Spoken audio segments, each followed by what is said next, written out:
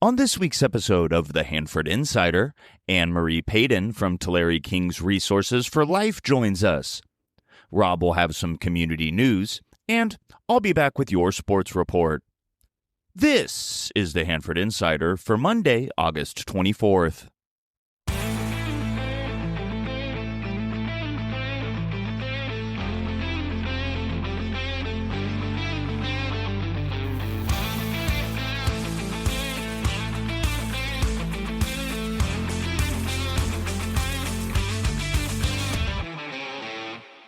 This is the Hanford Insider Podcast, where we celebrate the people, places, and stories that make Kings County so special. I'm Rob Bentley. Let's get started. This is a busy week for community meetings, so here's a quick rundown. Hanford residents received an important ballot in the mail last week regarding a proposed funding package for the Mid-Kings River Groundwater Sustainability Agency. It affects all of us. There will be 2 public workshops this week at the Hanford Civic Auditorium. The first one will be held this Monday, August 24th at 1 p.m., and the other one will be held on Tuesday, August 25th at 5:30 p.m. If you can't make it to the meeting in person, you can watch the workshop via their website at midkingsrivergsa.org/local funding. We got some good news this week out of the Kings County Roads Department that the Houston Avenue Bridge over Cross Creek is finally going to be repaired. If you remember back in 2023, it suffered some structural damage and was deemed unsafe, so it was closed. This was a favorite alternative to get to Tulare County between Highway 43 and Highway 99. After years of funding delays and environmental concerns, the project will finally get underway later this month. The groundbreaking ceremony will be held on Tuesday, August 25th at 1:30 p.m. at the site. The California High-Speed Rail Authority will be holding a public meeting in the Civic Auditorium on Wednesday, August 26th at 5 p.m. The Kings Fair Board will be holding their meeting on Thursday, August 27th at 4:30 p.m.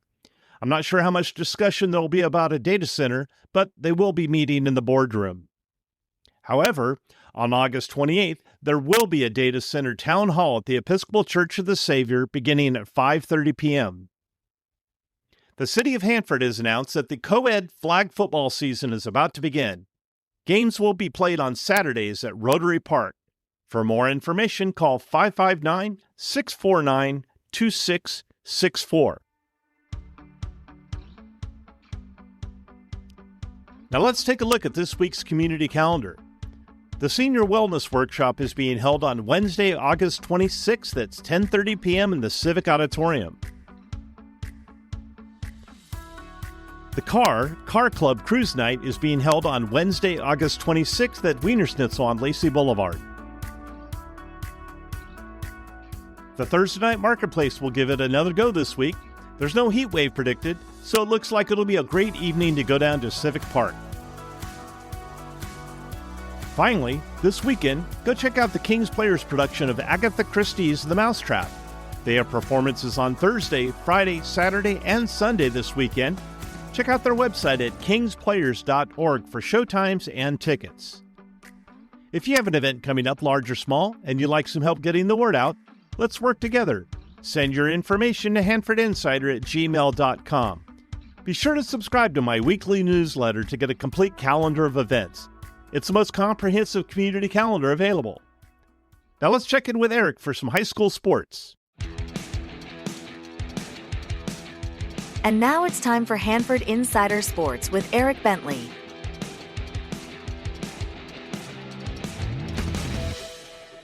Lots of action to catch up on as fall sports are officially underway. We'll start out at football, where the Hanford West football team picked up its first win since 2022, shutting out Parlier 33-0 on Friday. A steady ground game from the Huskies' offense was backed up by a defense that turned over the Panthers on downs multiple times and had a fumble return for a touchdown. This week, the Huskies will look to keep their newfound momentum rolling, taking on Mendota on Friday at 7:30. The Sierra Pacific football team got their 2026 season off to a tough start on Friday with a 62-26 loss at Chowchilla. It was all tribe from start to finish, and the Golden Bears will look to regroup this week as they'll face Strathmore on Friday at 7:30. And the Hanford High football team was off last week. They'll hit the road this week for their season opener against a Sanger team who is coming off of a 28-21 win over Lemoore. In girls volleyball, after falling to Golden West in straight sets early in the week, the Sierra Pacific volleyball team took down Hanford High in a 5-set thriller on Thursday night to pick up their first win.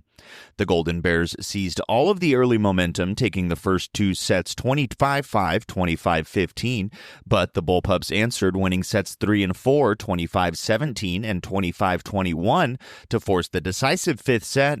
But it was Sierra Pacific who would slam the door shut on the comeback, winning the fifth set 15-13. The Golden Bears improved to 2-2 on the year. That was the Bullpups' first game of the season. On Friday, they fell to Redwood in tournament play before taking down Independence later that afternoon for their first win. And the Hanford West volleyball team is off to a 1-1 start, falling in their season opener to Strathmore on Tuesday, then taking down Sunnyside 3-1 on Thursday. Out to the pool now, where water polo season is in full swing. Both Sierra Pacific squads are off to a 1-0 start. The girls, after moving up to D2 this season, took down Tulare Western 10-3 on Tuesday, with the boys pulling away in the second half of their game to take down the Mustangs 10-6 later in the day. The Hanford West boys water polo team beat Strathmore 11-3 in their season opener last Tuesday to start the year 1-0, while the Huskies girls fell to the Spartans 9-7.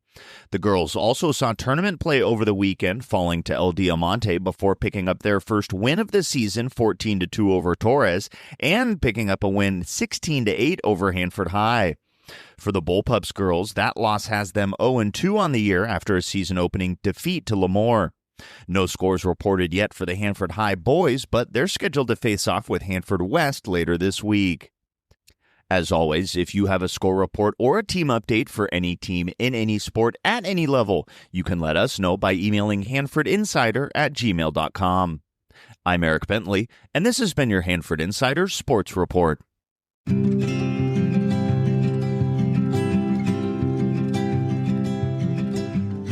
Well, it gives me a great opportunity to welcome to the show Anne-Marie Paden, who is with Tulare Kings Resources for Life. How you doing, Anne-Marie? Thank you so much for having me. I'm doing great.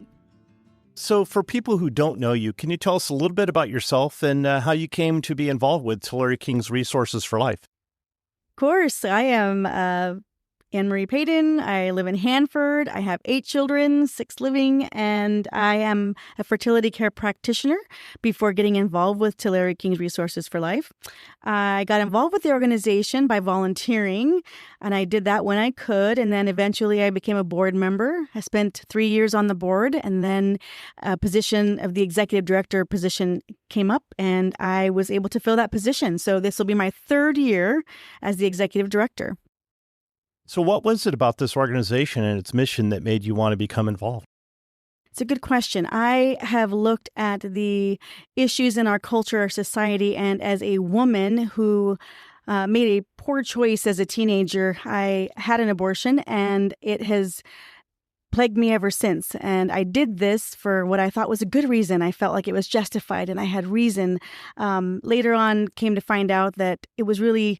It hurt me in a lot of different ways. And so I got involved with a mission and an organization that absolutely tends to women who've already made a decision like that, and certainly worked toward changing legislation that could be more supportive of women in those crisis situations. So I got involved. What do you want them to understand about what you actually do in our community? Yes, as I became more involved and took the position, I brought my fertility care practitioner services to the organization. I felt like it was imperative that people who wanted to conceive children or had trouble with infertility needed help. And What I teach is the only alternative to IVF that is successful, 80% successful. So with women who are struggling in that area, I brought that. I also added in our education and curriculum so that we can teach. And it just seemed like with every additional program we brought into the organization, the name needed to change to reflect all that we were offering in the community. So when I say resources, I mean resources. We have something for every age. Every person that walks through the doors can be helped or aided by a program or a resource that we offer. So what are some of the programs and resources you provide that people may not know about? We offer everything from infertility, treatment for miscarriage, treatment for healing after abortion. We offer high school curriculum. We actually offer curriculum from preschool all the way through high school. So if you have children who can come in and take advantage of our free preschool programs, it's taught by a retired educator. We have curriculum from K through 8 and high school health and sex ed that would be a great addition to the current sex ed standards. Our curriculum actually meets 22 out of the 30 state standards. So we're teaching science-based fertility awareness. Students will understand their bodies, and we are in public and private schools. So this curriculum is customized, and we are out on every marketplace. We offer seniors activities, bingo, luncheons, you name it. There's volunteer opportunities. Whatever your situation and whatever place in life you're at, you can seriously walk through the doors and find something that you can do here at TKRL. So when someone does come to you and they're facing an unexpected pregnancy or maybe another difficult situation, what happens? What kind of help can you connect them with? This is such a good question because a lot of people usually say, does your organization need an ultrasound machine? And so we have to clarify between what we're offering and what a care pregnancy center is. So TKRL is not a care pregnancy center. We absolutely would resource out to the care pregnancy centers if there was a person who came in crisis. So the way I can best describe the difference is a care pregnancy center is going to help a woman who's pregnant right now. They will help with a pregnancy test, an ultrasound. They will give her material goods, services, classes. They're going to help her. Tulare King's Resources for Life helps in every situation around that. If the person comes in and they have not been able to get pregnant and they don't have any other help, we're going to help you. If the person comes in with children, any age, we will lead them to resources where they can learn. If the person comes in, they've already had an abortion or suffered a miscarriage, male, female couples, we're going to help you. If the person comes in and they're a teenager, we have teen groups that they can participate in once a month. We have seniors groups, literally any age, any person. Tell us what's going on in your life, and we're going to walk alongside you through it. So let's talk about that for just a moment. I would imagine having somewhere to go, someone to help them that they can turn to without feeling judged or alone. How important is that? Extremely important. I know that this movement has often taken this. It might appear that it's, people standing out with protests and fists in the air about things. And the reality is that's not going to help anyone. If someone is in crisis, they absolutely need a place to go where they don't feel judged. Our doors are open to anyone, anytime. You can come in, share your experience, and I can guarantee you we're going to have someone on staff and in that office who can help. And it's important to recognize that 1 out of every 4 women have had an abortion. 1 out of every 3 women have suffered miscarriage. So there is a lot of people out there, and being a woman myself, there's nothing more empowering or powerful than to help a woman in the crisis situation that she might find herself in. And if she doesn't feel that she needs help immediately, we have seen women come through the doors that have gone through experiences 20, 30, 40 years ago and are still wounded by that experience. And anyone knows, if you've gone through a trauma in your life, sometimes you might need someone to come alongside you and help you work through that. And we certainly have healing retreats, Bible studies, therapists who will help our clients who come in. So we are prepared and ready to help anyone who walks through that door. And I would imagine when they do come in the door and they've got a story, and, those kinds of stories feed you, they weigh heavy on you. For sure. Without sharing anyone's private information, maybe you can share with us a story that has stayed with you during your work. Lots of stories. One that comes to mind just now, because we're going to share it at the big event, and we'll definitely talk about that, was an adoption story that took place right at TKRL. We had a woman come in, and she said, I was adopted as a child, and my husband and I have really been praying about it. We would like to adopt.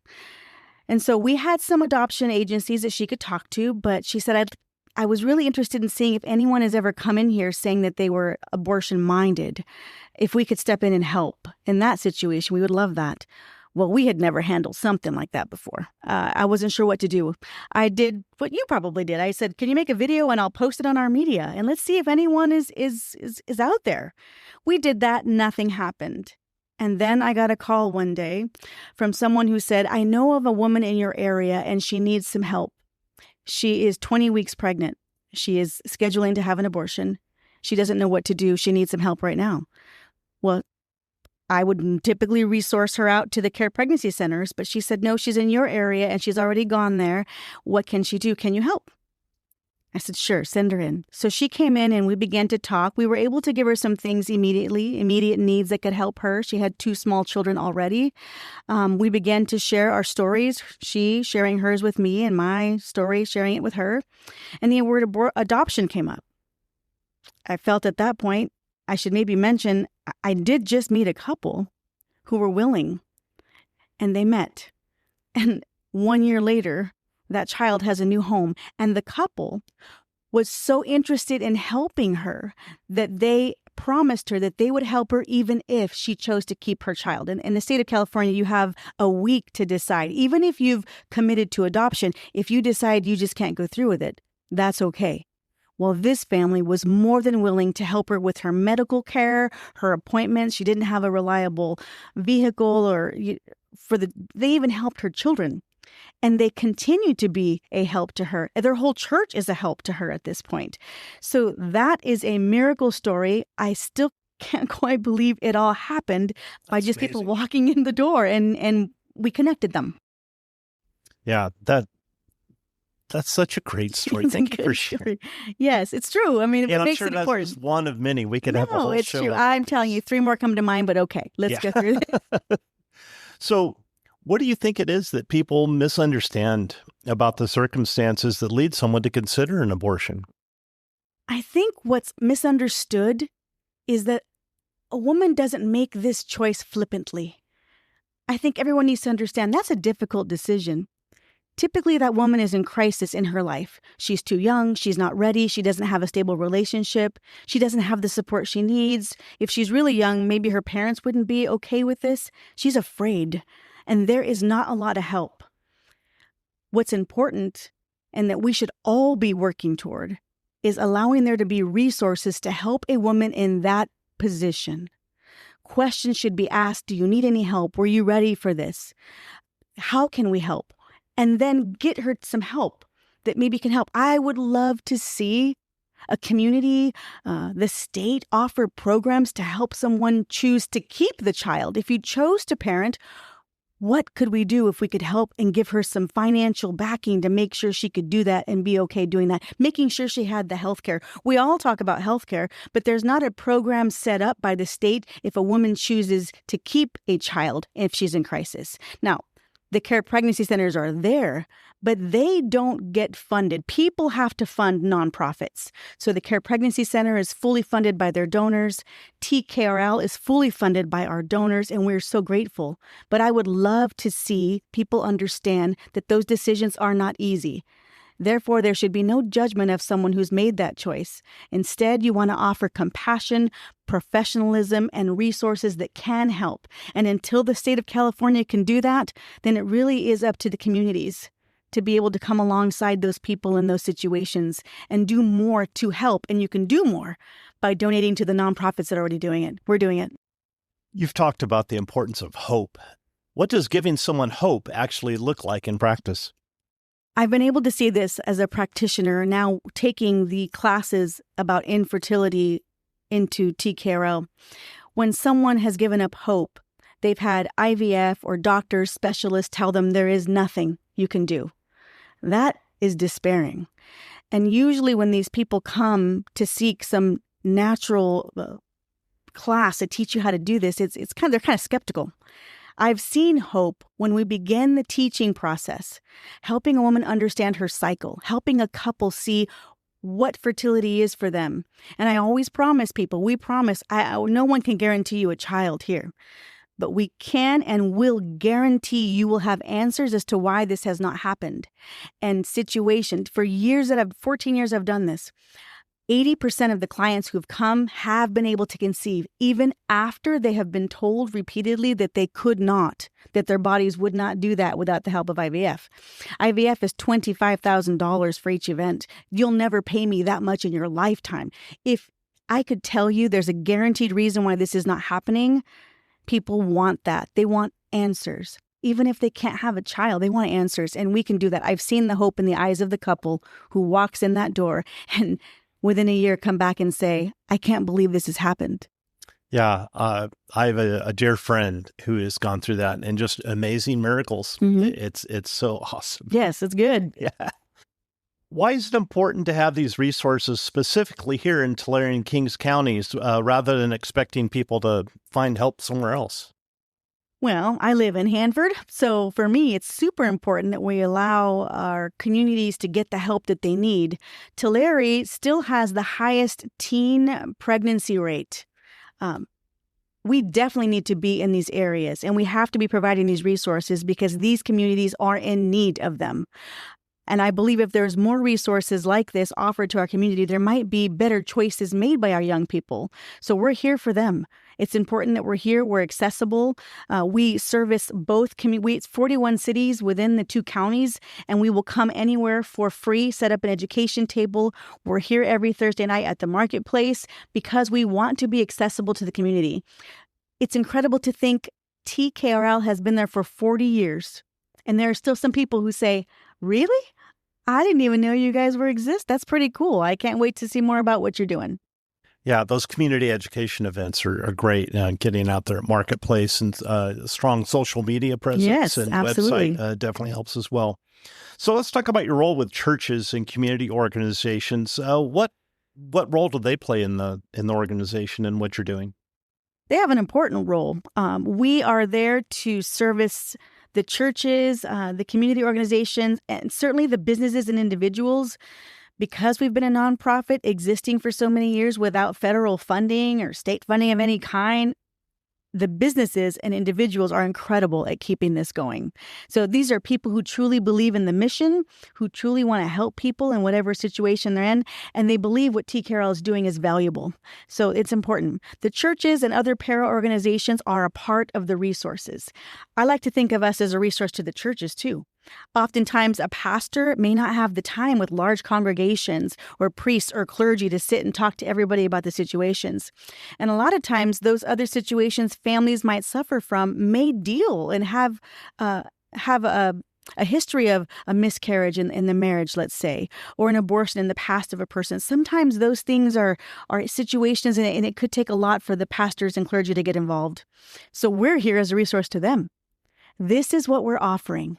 If you see that there's a couple in need, or this might have been a situation, or they came to you for counsel and you're not sure where to send them, now you have a resource, and you have women and staff who've been there, who've experienced it, and here's the help we can offer. So we do work cooperatively with churches and organizations to make sure they are aware of our resources so we can help them. So you mentioned volunteers. What does that look like when somebody wants to volunteer? What kind of process do they have to go through to be able to assist in your efforts? Perfect. We want to send everyone to tkrl.org. Such an easy, quick name to get to, tkrl.org. You'll see on there all of our events, more about the history, the mission, and there's an opportunity to get involved. So you can be a volunteer. You can be an advocate. So an advocate for TKRL pretty much has a loud mouth. This person has a good circle of influence. They have a group they can talk to. They could be a Rotary person or a school advisor, whatever they are, they have a circle of influence. And by mediating between TKRL and that specific group, they can share information and get people involved. That's an advocate. Different from a volunteer who wants to come and help us set up, clean up, Perfect. We need that too. We also have a prayer team, and anyone can go to our website, fill out a simple application, very basic information. But most importantly, come in. You have to see what we're doing. I guarantee what I'm saying to you now is probably stuff you didn't know either. So unless you come in, see the offices, see the education table, see our preschool room, see what we're offering in the community, how do you know you really want to get involved? I mean, you really want to step in, see what we're doing, and then we can help assess where are your aptitudes? Where would you be great at? If you have a great circle of influence, maybe you're an advocate. If you only have weekends available and you want to help with the events, absolutely. So let's talk about these events. You have been very out there getting the word out about this event that you have coming up in Visalia on September 3rd. We've seen the bulletin boards up around town and do a very good job at advertising this on social media. So let's get to this event and talk about advancing the mission. It's your 31st event, I understand. Yes. Every year for the last, I think it's 31 years, Tulare King's Resources for Life has been putting on a big fundraising event, and it's changed the name a little. It's now Advancing the Mission because that's what we're doing right now. We are advancing in every possible way: education, restoration, and defense of life activities. So we welcome speakers to come in. They have a great motivational, inspirational talk with information, but it's really a time and place for TKRL to showcase what we've been doing in the last year. I mean, as donors are giving, it's our chance to be transparent, sharing all the miracles and stories like you're asking and talking about. Those things need to be shared in the community. And so this is that opportunity coming up Thursday, September 3rd. We are hosted by Visalia First Church. They just host the event. They're not putting it on. It's us. From 6:30 to 8:30 p.m. We invite churches, groups, individuals, schools, youth groups. In this case, because of Riley Gaines, we're inviting swim teams to come out and take a look and listen. Brandon Tatum and Seth Gruber, great educational, knowledge-based people, bold and inspirational. So you really don't want to miss this. We usually sell out 2,600 people. We are hoping to do that again this year.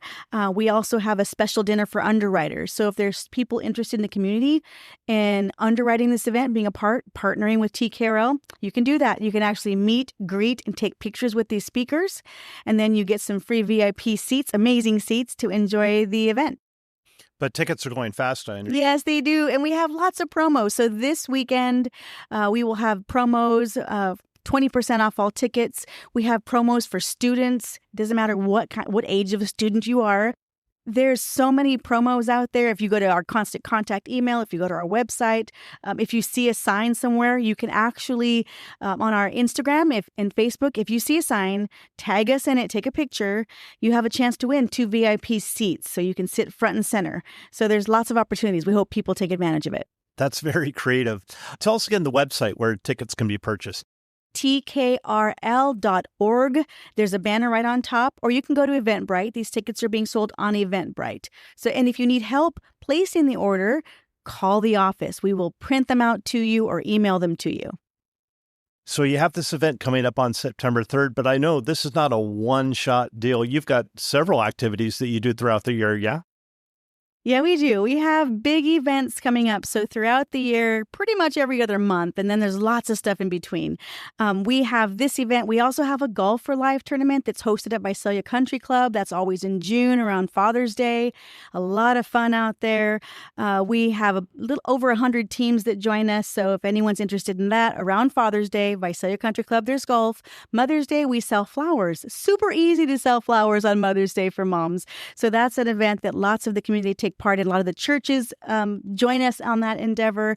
We have a men's march on Mooney. So what's important about TKRL is we really let men have a platform to speak about maybe miscarriage, how it's affected their lives, how maybe an abortion in their past affected them. So this is their time to speak and have voice about how they feel about that.